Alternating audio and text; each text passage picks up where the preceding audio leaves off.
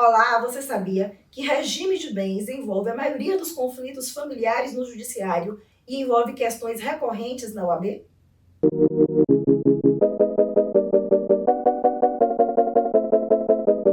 Olá, meus amigos, meu nome é Fernanda Matos, professora de Direito Civil da Múltipla Difusão. Estou aqui no programa Direito em 10 Minutos e antes de mais nada, siga o nosso canal, curta, compartilhe, poste comentários e clica no sininho que está aí embaixo para que vocês não percam dicas importantes sobre direito civil e outras disciplinas, não só para o exame de ordem, para o conhecimento de vocês. Vou falar aqui sobre regime de bens. O que é regime de bens? É o estatuto patrimonial do casal, seja no casamento, seja na união estável. Muitas pessoas pensam que ao casar ou ao constituir união estável, não estão também pactuando, contratando um regime de bens associado a essa relação. No entanto, ao estabelecer uma relação casamentária ou uma relação de união estável, automaticamente também se estabelece um regime de bens associado, que vai dispor acerca das regras de titularização e gestão dos bens envolvidos nessa relação. Existem alguns regimes de bens predispostos no ordenamento jurídico pátrio, no Código Civil. Quais são eles? O regime da comunhão parcial de bens, o regime da comunhão universal de bens, o regime da separação convencional, o regime da separação obrigatória de bens e o regime da participação final nos aquestos, cada um com os seus regramentos, cada um com seus efeitos típicos. Entretanto, é possível que as partes autodeterminem, quando possível, os efeitos intencionados. E se assim for, há necessidade do estabelecimento de um pacto antinupcial ou de um contrato convivencial.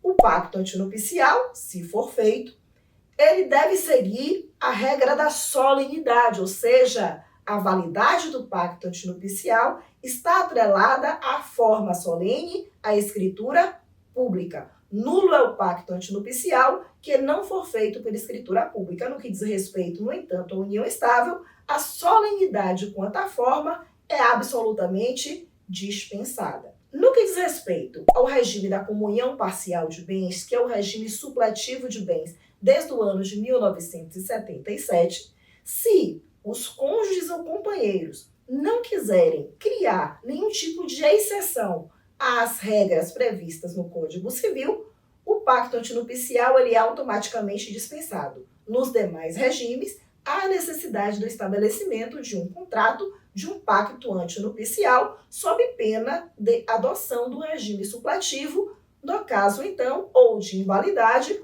ou do silêncio das partes. No que diz respeito ao regime da comunhão parcial de bens, por exemplo, é importante destacar alguns efeitos. As partes, os cônjuges ou os companheiros, eles têm os bens particulares ou individuais de cada cônjuge e há a formação de um patrimônio comum, que nós vamos denominar patrimônio no qual recairá a meação. Quais são os bens que integram, por exemplo, o patrimônio individual de cada cônjuge? Os bens anteriores à convivência ou anteriores ao casamento, os bens advindos de doação ou de herança, não importa em que momento, se antes ou durante a relação, os bens que integrem a profissão, ou seja, os instrumentos da profissão de cada cônjuge ou de cada convivente. No entanto, integram a formação do patrimônio comum, os bens adquiridos onerosamente durante a relação,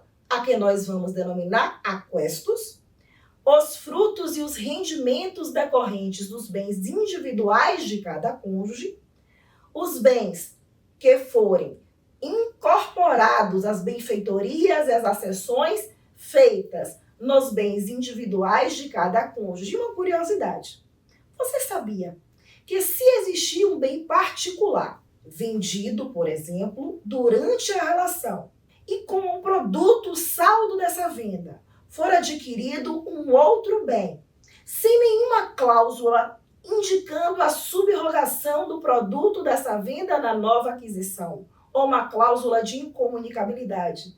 O novo bem adquirido integrará o patrimônio comum?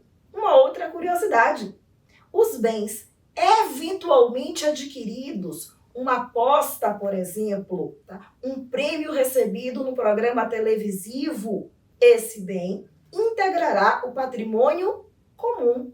E mais ainda, no que diz respeito à formação do patrimônio comum do casal, não há a necessidade de contribuição financeira de ambos os cônjuges. Por quê? Porque a lei presume que há uma contribuição devida. Ainda que um dos cônjuges não trabalhe, há uma presunção de que, de forma indireta, de forma oblíqua, ele contribuiu para que o outro cônjuge, aquele que trouxe a provisão para aquele patrimônio, ele pudesse desenvolver-se e profissionalmente, e em razão disso, a formação do patrimônio comum. Em caso de divórcio, os bens comuns, eles são divididos igualmente, e é o que nós chamamos efeito da meação. No regime da comunhão universal de bens, todos os bens anteriores e contemporâneos à relação integram a formação do patrimônio comum. No regime da separação convencional de bens, e esse regime, assim como o regime da comunhão universal, ambos exigem pacto antinupcial, não há formação de patrimônio comum, ou seja, cada sujeito, cada cônjuge ou cada convivente titularizará o seu próprio patrimônio. O mesmo se aplica ao regime da separação obrigatória de bens. Presta atenção. No regime da separação obrigatória, entretanto, há uma súmula 377 do STF que entende que os aquestos devem ser partilhados. Presta atenção nessa dica. E mais, o regime da separação obrigatória é um regime excepcional de bens. Se aplica em situações previstas em lei, num rol taxativo. Que hipóteses são essas, por exemplo? Aqueles que casam tendo 70 anos ou mais. Aqueles que casam nas hipóteses do artigo 1523 do Código Civil. Por exemplo, aqueles que vão casar tendo, entretanto, após o divórcio, a liberdade para contrair novas núpcias, mas sem ter feito a divisão patrimonial da relação anterior. Então, para evitar confusão patrimonial, a lei entende que, embora um novo casamento seja possível, ele deve seguir o regime da separação obrigatória. São as hipóteses do 1523, causas suspensivas do casamento. Ou aqueles que casam tendo 16 anos, mas tendo ainda 18, com suprimento judicial. Não é com autorização dos pais, hein? Com suprimento judicial. Nesses casos, há a incidência do regime da separação obrigatória, que pode, afastadas as causas, então, previstas nesse artigo, esse regime, pode ser alterado para outro, salvo na hipótese daqueles que casam tendo 70 anos ou mais. O regime da participação final nos aquestos é um regime atípico de bens e pouco conhecido. É um regime híbrido. Como é que ele funciona? Enquanto casados, aplica-se a esse casamento as mesmas regras do regime da separação convencional de bens.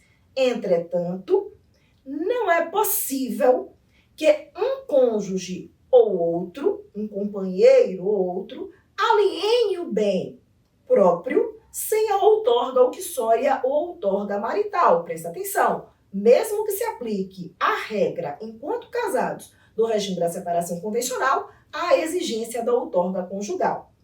Entretanto, no momento do divórcio, no momento da morte, os bens adquiridos onerosamente que restarem no patrimônio são apurados, são os aquestos, e são, então, divididos, o saldo que restar desses bens são divididos entre os cônjuges para fim de meação.